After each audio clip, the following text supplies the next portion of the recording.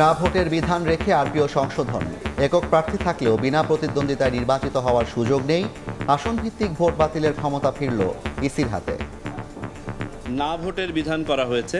এই না ভোটের বিধানটা হবে যদি কোথাও একজন প্রার্থী হয় বিনা ভোটে নির্বাচিত হবে না। নির্বাচন বাতিল করার বা ফলাফল বাতিল করার যে সক্ষমতা সেটাকে সীমিত করা হয়েছিল আপনারা জানেন, সেটা আবার পুনঃস্থাপন করা হয়েছে।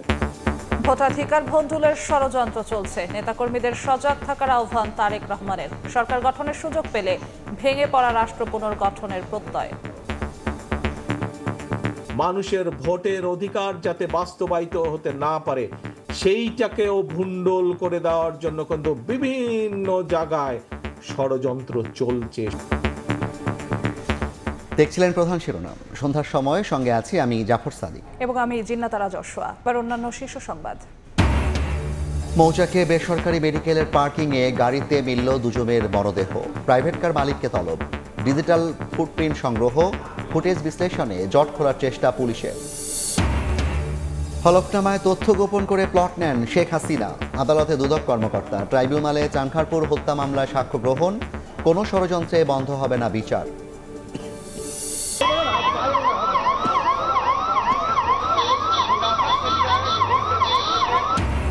মোদী সরকারের বিরুদ্ধে ভোট চুরির অভিযোগে দিল্লিতে ইন্ডিয়া জোটের বিক্ষোভ। নির্বাচন কমিশন অভিমুখী পদযাত্রা থেকে রাহুল, প্রিয়াঙ্কা সহ কয়েকজন আটক।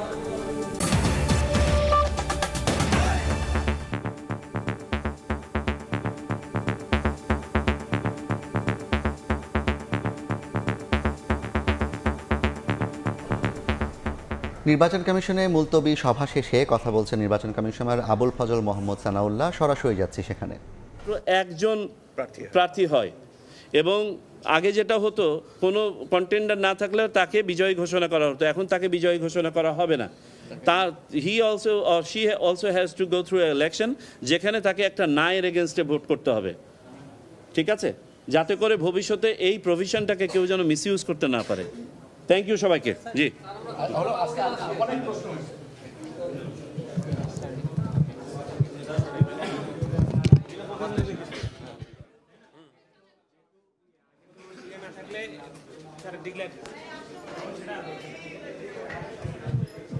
আপনারা শুনছিলেন যে আসলে সংবাদ সম্মেলন করছিল, প্রায় 8 ঘন্টা কমিশন সভা চলেছে। সভা শেষে আসলে কমিশন একই সাথে উপনীত হতে পেরেছে এবং গণপ্রতিনিধিত্ব আদেশ 2025-এর খসড়ার অনুমোদন করেছে নির্বাচন কমিশন। এখন এটি আসলে ভেটিংয়ের জন্য আইন মন্ত্রণালয়ে যাবে। আইন মন্ত্রণালয় থেকে ভেটিং হয়ে আসলেই এটি চূড়ান্ত হবে।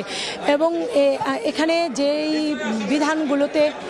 বিধানগুলোতে বাদ দেওয়া হলো, এখানে নানা রকম সংযুক্ত করা হয়েছে, বাদ দেওয়া হয়েছে। এর মধ্যে আইন শৃঙ্খলা বাহিনীর সংজ্ঞায় সশস্ত্র বাহিনী যুক্ত করা হয়েছে। নির্বাচন কমিশনের ক্ষমতা বাড়ানো হয়েছে, যে কোনো অনিয়ম হলে সংসদীয় আসনের পুরো আসনের ভোট বাতিল করার ক্ষমতা রেখেছে। একই সাথে যদি হলফনামায় কেউ মিথ্যে তথ্য দেয়, সেটি নির্বাচিত হওয়ার পরেও 5 বছর মেয়াদ পর্যন্ত তার বিরুদ্ধে ব্যবস্থা নিতে পারবে কমিশন। একই আসনে একজন প্রার্থী যদি থাকে বিনা প্রতিদ্বন্দ্বিতায়, সেখানে নির্বাচিত হবেন না, সেখানে না ভোটের বিধান রাখা হয়েছে। এছাড়া যদি একই আসনে 2 জন প্রার্থী সমানভাবে ভোট পান, সেখানে লটারির পরিবর্তে সেইখানে পুনরায় নির্বাচন অনুষ্ঠিত হবে। ইভিএম প্রকল্প বাতিল করেছে। এমনকি আরপিওতে এই ধরনের নানা প্রভিশন যুক্ত করে আসলে খসড়া চূড়ান্ত করলো, গণপ্রতিনিধিত্ব আদেশের খসড়া চূড়ান্ত করলো নির্বাচন কমিশন। সরাসরি যুক্ত ছিলাম নির্বাচন কমিশন কার্যালয় থেকে। গণতন্ত্রে ফেরার যাত্রা বাধাগ্রস্ত করতে ভোটাধিকার ভণ্ডুলের ষড়যন্ত্র চলছে বলে অভিযোগ করেছেন বিএনপির ভারপ্রাপ্ত চেয়ারম্যান তারেক রহমান। ষড়যন্ত্র রুখে দিতে নেতাকর্মীদের ঐক্যবদ্ধ থাকার আহ্বান জানান তিনি। বিকেলে নওগাঁ জেলা বিএনপির দ্বিবার্ষিক সম্মেলনে ভার্চুয়ালি যুক্ত হয়ে তারেক রহমান আরও বলেন, সরকার গঠনের সুযোগ পেলে দেশ পুনর্গঠন করবে বিএনপি।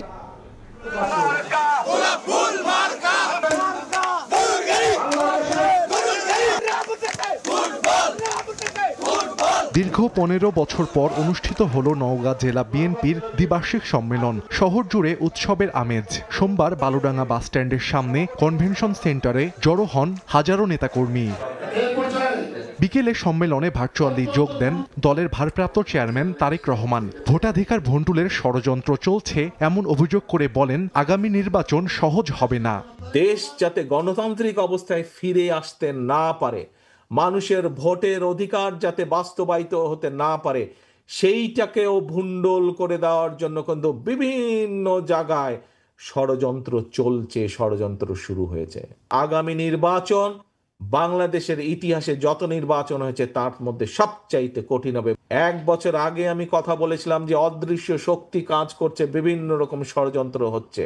এত সহজ হবে না, যতই সহজ মনে করছেন, যত সহজ মনে করছেন পুরা বিষয়টি সম্পূর্ণভাবে তার উল্টা। দেশ পরিচালনার অভিজ্ঞতার কথা উল্লেখ করে তারেক রহমান বলেন, ক্ষমতায় গেলে ভেঙে পড়া দেশ নতুন করে গড়ে তোলা হবে। বিএনপির অভিজ্ঞতা আছে এই দেশের খাদ্য উৎপাদন কিভাবে দ্বিগুণ করতে হয়। বিএনপির অভিজ্ঞতা আছে কিভাবে এই দেশের নারী সমাজকে শিক্ষার আলোয় আলোকিত করে দিতে হয়। বিএনপির অভিজ্ঞতা আছে কিভাবে এই দেশের লক্ষ কোটি শ্রমিককে বিদেশে কর্মসংস্থানের ব্যবস্থা। বিএনপির অভিজ্ঞতা আছে কিভাবে এই দেশে শিল্প কারখানা তৈরি করতে হয় বা তৈরি করা যেতে পারে এবং তার মাধ্যমে কর্মসংস্থানের ব্যবস্থা করা যেতে পারে। জনগণের আস্থা ও বিশ্বাস যেন নষ্ট না হয় সেজন্য নেতাকর্মীদের সতর্ক থাকার আহ্বান জানান তারেক রহমান।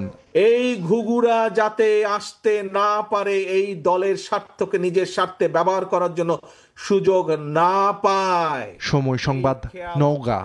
রাখতে হবে। 3 দিনের সফরে মালয়েশিয়া পৌঁছেছেন প্রধান উপদেষ্টা ডক্টর মোহাম্মদ ইউনূস। স্থানীয় সময় সোমবার সন্ধ্যা 7:50 কুয়ালালামপুর বিমানবন্দরে তাকে অভ্যর্থনা জানান মালয়েশিয়ার স্বরাষ্ট্রমন্ত্রী সাইফুদ্দিন ইসমাইল। পরে তাকে গার্ড অব অনার জানানো হয়। এর আগে দুপুর 2টার দিকে হজরত শাহজালাল আন্তর্জাতিক বিমানবন্দর ছাড়েন প্রধান উপদেষ্টা। আগামীকাল মালয়েশিয়ার প্রধানমন্ত্রী আনোয়ার ইব্রাহিমের সঙ্গে দ্বিপাক্ষিক বৈঠক করবেন ডক্টর ইউনূস। প্রধান উপদেষ্টার এই সফরে শ্রমবাজার, প্রতিরক্ষা, জ্বালানি সহযোগিতা সহ সই হতে পারে 5টি সমঝোতা স্মারক। সফরের শেষ দিনে ডক্টর ইউনূসকে সম্মানসূচক ডক্টরেট ডিগ্রি দেবে মালয়েশিয়ার একটি বিশ্ববিদ্যালয়।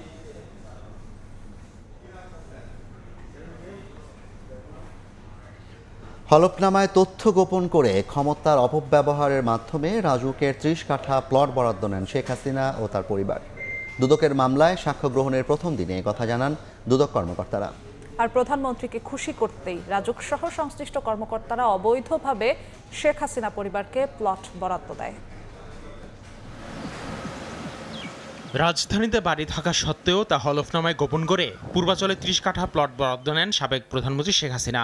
এমন অভিযোগে শেখ হাসিনার বিরুদ্ধে আদালতে সাক্ষ্য দেন দুদকের পৃথক 3 কর্মকর্তা। সোমবার ঢাকার 5 নম্বর বিশেষ জজ আদালতে সাক্ষ্য গ্রহণ করা হয়। তৎকালীন প্রধানমন্ত্রীকে খুশি করতে এবং রাজুক সহ সংশ্লিষ্ট কর্মকর্তারা লাভবান হতে অবৈধভাবে প্লট বরাদ্দ দেয় বলে সাক্ষ্য দেন দুদকের কর্মকর্তারা। খুশি করা প্লাস তারা ক্ষমতার অপব্যবহার করেই কাজটা করেছে। শেখ হাসিনার প্রভাবিত হয়ে আনুক করলে তারা কেউ নিজে লাভবান হওয়ার জন্য ক্ষমতার অপব্যবহার করছে, তারাও নিজেরা লাভবান হয়েছে। সাবেক প্রধানমন্ত্রী শেখ হাসিনা ক্ষমতার অপব্যবহার করে রাজুকের প্লট বরাদ্দের নীতিমালা লঙ্ঘন করেছেন বলে জানান দুদকের আইনজীবী। শেখ হাসিনার ধানমন্ডিতে যে সুদাশোধন সেটা তার হাজব্যান্ডের নামে। পরিবারের কোনো সদস্যর কোনো বাড়ি থাকে বা প্লট থাকে তাহলে সেক্ষেত্রে সে কোনো রাজুকের প্লট পাওয়ার হকদার না এবং তার পাবে না। আবেদন করলো সেটা বাতিলযোগ্য এবং সে এফিডেভিটে যে উল্লেখ করছে সেখানে সে বলেছে যে ঢাকা নারায়ণগঞ্জ কোথাও তার কোনো বাড়ি গাড়ি কিছু নেই, বাড়ি নেই, প্লট নেই। দুর্নীতির 3 মামলায় শেখ হাসিনা, তার ছেলে সজীব ওয়াজেদ জয় ও মেয়ে সাইমা ওয়াজেদ পুতুল সহ 47 জনের বিরুদ্ধে সাক্ষ্য দেন মামলার বাদীরা। আসিফ মোহাম্মদ সিয়াম, সময় সংবাদ, ঢাকা। 5 আগস্ট রাজধানীর চানখারপুলে আনাস সহ 6 জনকে হত্যা মামলার সাক্ষ্য গ্রহণ শুরু হয়েছে। প্রথম দিন সাক্ষ্য দিয়েছেন শহীদ আনাসের বাবা ও মা। এর আগে সূচনা বক্তব্যে চিফ প্রসিকিউটর বলেন, সাবেক কমিশনার হাবিবুর রহমান সহ 8 আসামির অপরাধ প্রমাণে তাদের কাছে যথেষ্ট সাক্ষ্য প্রমাণ রয়েছে। জুলাই আগস্টে হত্যায় জড়িত কেউই ছাড় পাবে না বলেও বার্তা দেন তাজুল ইসলাম।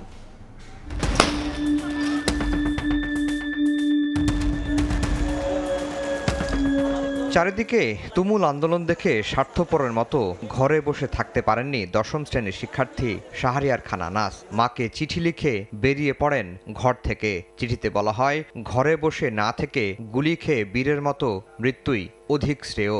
ছাত্র জনতার আন্দোলনে সেই আনাস শহীদ হন 5 আগস্ট চাংখারপুলে। শুধু আনাসই নয়, ওই দিন ঝরে যায় আরও 5 তাজা প্রাণ। 20 লক্ষ মারা গেলেও গণহত্যা সোমবার চাংখারপুলের এই হত্যাযজ্ঞের মামলায় সূচনা বক্তব্য ও সাক্ষ্য গ্রহণ শুরু হয় আন্তর্জাতিক অপরাধ ট্রাইব্যুনাল 1-এ, যেখানে ডিএমপির সাবেক কমিশনার হাবিবুর রহমান সহ 8 জনের অপরাধের বর্ণনা তুলে ধরেন চিফ প্রসিকিউটর। দাবি করেন অপরাধ প্রমাণে তাদের কাছে যথেষ্ট সাক্ষ্য প্রমাণ রয়েছে। বিভিন্ন ডকুমেন্টের মাধ্যমে, পুলিশের ইন্টারনাল কমিউনিকেশনের মাধ্যমে এই ছাত্র জনতাকে হত্যা করার যে নির্দেশনা সেগুলো আমরা দাখিল করেছি। এই সব কিছুর মাধ্যমে আসামিদের বিরুদ্ধে অকাট্যভাবে প্রমাণ করার মতো সাফিসিয়েন্ট ম্যাটেরিয়াল প্রসিকিউশনের হাতে আছে। তাজুল ইসলামের স্পষ্ট বার্তা, জুলাই আগস্টে যারা হত্যাযজ্ঞ চালিয়েছে তারা কেউই ছাড় পাবেন না। পরিবার, তাদের স্বজন, তাদের সহকর্মীরা বেঁচে আছেন, তাদের সাক্ষ্যের মাধ্যমে এই যে ১৫০০-এরও বেশি মানুষের জীবন যাওয়া, তাদের পরিবারের প্রতি জাস্টিস করার যে চেষ্টা, সেটা রাষ্ট্রের পক্ষ থেকে নিশ্চিত করা হবে। প্রথম দিন সাক্ষ্য দিয়েছেন শহীদ আনাসের বাবা শাহরিয়ার খান পলাশ। ছেলে হত্যায় জড়িতদের বিচার দাবি করেন তিনি। পরে তাকে জেরা করে আসামিপক্ষের আইনজীবীরা। আফজাল হোসেন, সময় সংবাদ, ঢাকা। সন্ধ্যার সময় আরও থাকছে। হাসপাতাল থেকে নবজাতক চুরি, সিসিটিভি ফুটেজ দেখে 12 ঘন্টার মধ্যে উদ্ধার। সন্তান ফিরে পেয়ে আত্মহারা মা বাবা। নরসিংদীতে অভিযুক্ত নারী আটক। রাজধানীর মৌচাকে বেসরকারি মেডিকেলের বেসমেন্টে পার্ক করা প্রাইভেট কারের ভেতর থেকে 2 জনের মরদেহ উদ্ধার করেছে পুলিশ। এ ঘটনায় গাড়ির মালিককে তলব করা হয়েছে। ডিজিটাল ফুটপ্রিন্ট সহ বিভিন্ন আলামত সংগ্রহ করেছে সিআইডির ফরেনসিক টিম। সিসিটিভি ফুটেজ বিশ্লেষণ করে জট খোলার চেষ্টায় আইনশৃঙ্খলা বাহিনী। সিসিটিভির ফুটেজে দেখা যায় গত রোববার ভোরে একটি সাদা রঙের প্রাইভেট কার রাজধানীর মৌচাকে doctor Sirajul Islam medical college ও হাসপাতালের বেসমেন্টে প্রবেশ করে। পরে গাড়ি থেকে আর কাউকে নামতে দেখা যায়নি। সোমবার দুপুর 12:15টার দিকে পার্কিং পরিদর্শনে গিয়ে ওই গাড়ির ভেতর 2 জনকে বসে থাকতে দেখেন প্রধান নিরাপত্তা কর্মকর্তা মিজানুর রহমান। তাৎক্ষণিক জানানো হয় আইনশৃঙ্খলা বাহিনীকে। দেখি গাড়ির ভিতরে 2 জন লোক শুয়ে আছে অর্থাৎ ঘুমন্ত। তখন আমি তাদেরকে গ্লাসে নক করে ডাকার চেষ্টা করি। যখন আমি কোনো রেসপন্স পাই না, তখন আমি ওই দরজা টান দেওয়ার পরে গাড়ির দরজা খুলে যায়। পিছনে যে শোয়া অবস্থায় আছে তার মুখে দেখি ফোসকা পড়ার মতো এবং তার হাতে ফোসকা পড়া। তখন আমি সাথে সাথে আমার কর্তৃপক্ষকে বিষয়টি জানাই। দ্রুত ঘটনাস্থলে আসে সিআইডির ক্রাইম সিন ইউনিট। সুরতহাল শেষে মৃতদেহ দুটি ময়নাতদন্তের জন্য ঢাকা মেডিকেল কলেজ হাসপাতালের মর্গে পাঠানো হয়। সংগ্রহ করা হয় ডিজিটাল ফুটপ্রিন্ট। ফুটেজ বিশ্লেষণ ও গাড়ির নম্বর প্লেট অনুযায়ী গাড়ির মালিকের সঙ্গে যোগাযোগ করে জট খোলার চেষ্টা করছে পুলিশ। 5:32 মিনিটে ইন করার পরে 2 জন আবার বের হয়ে যায়। বের হয়ে গিয়ে 5:40-এর দিকে ওই 2 জনের মধ্যে একজন মালিক আর আরেকজন যে এখানে আছে সে আবার ফেরত আসছে। প্রাইভেট কারের ভিতরে ড্রাইভারের সিটেই বসেছিল আর সেকেন্ড সিটারে আরেকজন বসেছিল। গাড়িটা যেহেতু একেবারে বন্ধ ছিল, মানে বন্ধ ছিল বলতে লক করা ছিল এবং কোনো এসি বা অন্য কোনো কিছু ছিল না। তো ওইখানে তো প্রচণ্ড রকমের গরম ছিল, কিন্তু এই গরম হওয়ার কারণে এই লাশগুলোর একটু ডিকম্পোস্ট হয়ে গেছে বেশি। মালিকের সাথে কথা বলে যেটা বোঝা যাচ্ছে 2 জনের নাম আমরা আপাতত পাইছি, এটা ভেরিফাই করতে হবে। গাড়ির মালিক পুলিশকে জানায় তার গাড়ি চালকের নাম জাকির ও সঙ্গে থাকা অপর ব্যক্তির নাম মিজান। 2 জনের বাড়ি নোয়াখালীর চাটখিল। সাইফুল রুদ্র, সময় সংবাদ, ঢাকা। নরসিংদীর একটি বেসরকারি হাসপাতাল থেকে চুরি হয় নবজাতক। সিসিটিভি ফুটেজ দেখে 12 ঘন্টা পর নবজাতককে উদ্ধার করে মায়ের কাছে ফিরিয়ে দিয়েছে পুলিশ। চুরির দায়ে আটক করা হয় এক নারীকে। পুলিশ জানায় ঘটনার পেছনে কোনো চক্রের সংশ্লিষ্টতা আছে কিনা তা খতিয়ে দেখা হচ্ছে।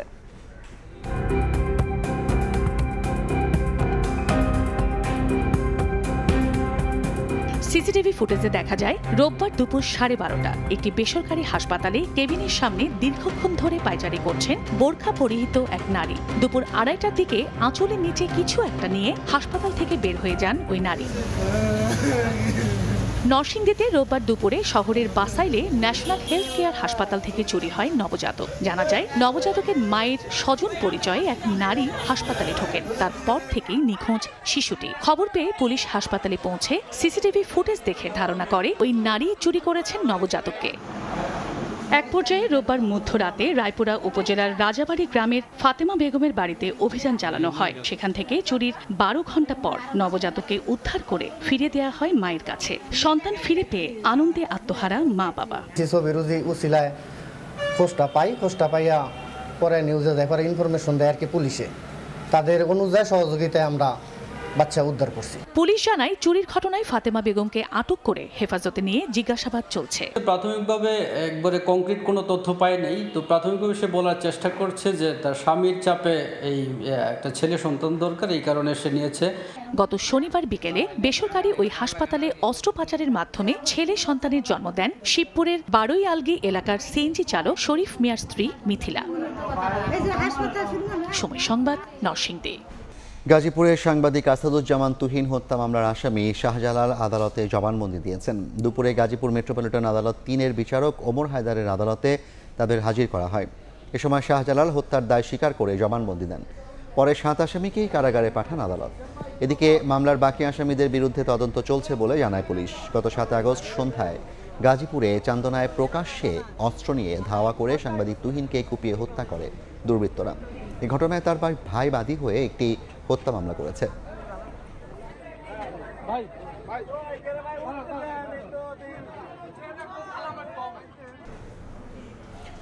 ভারতের কংগ্রেস নেতা রাহুল গান্ধী ও দলটির নেত্রী প্রিয়াঙ্কা গান্ধীকে আটকের পর ছেড়ে দিয়েছে দিল্লি পুলিশ।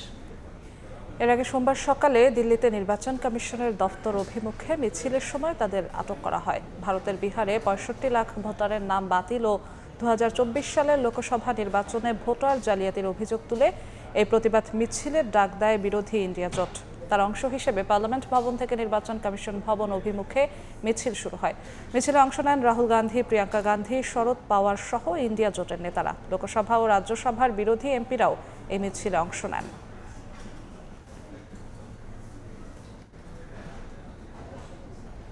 ক্রিকেটের খবর। 46 কোটি টাকা বকেয়া দেখিয়ে ক্রিকেট বোর্ডের পাঠানো লিগ্যাল নোটিশের ভিত্তি নেই দাবি চিটাগং কিংসের স্বত্বাধিকারী সামির কাদের চৌধুরীর।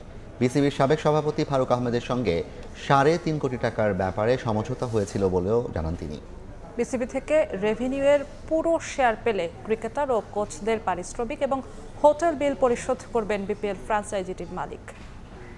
46 কোটি টাকার এটা না ওনাদের কাছে কোনো জবাব আছে, না আমার কাছেও কোনো জবাব আছে, কিন্তু বাজারে কিন্তু ঘুরছে 46 কোটি টাকার। এই ফিগারটা কোথা থেকে আসছে এটা কারো কাছে কোনো উত্তর নেই। কথা হয়েছে কিছু বোর্ড ডিরেক্টরসদের সাথে, ওনারা আমাকে ইনশিওর করেছে যে এটা নিয়ে আমার সাথে খুব শিগগিরই বসে সমাধান করবে। এ পর্যায়ে শীর্ষ সংবাদ জানিয়ে দিচ্ছি আরেকবার।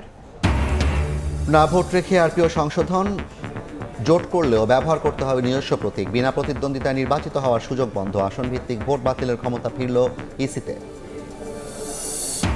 ভোটাধিকার ভণ্ডুলের ষড়যন্ত্র চলছে, নেতাকর্মীদের সজাগ থাকার আহ্বান তারেক রহমানের। সরকার গঠনের সুযোগ পেলে ভেঙে পড়া রাষ্ট্র পুনর্গঠনের প্রত্যয়।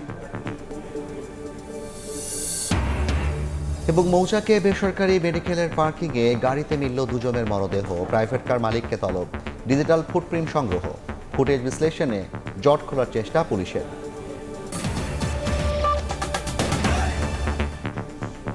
এই ছিল সন্ধ্যার সময়ে। সঙ্গে থাকুন সময়।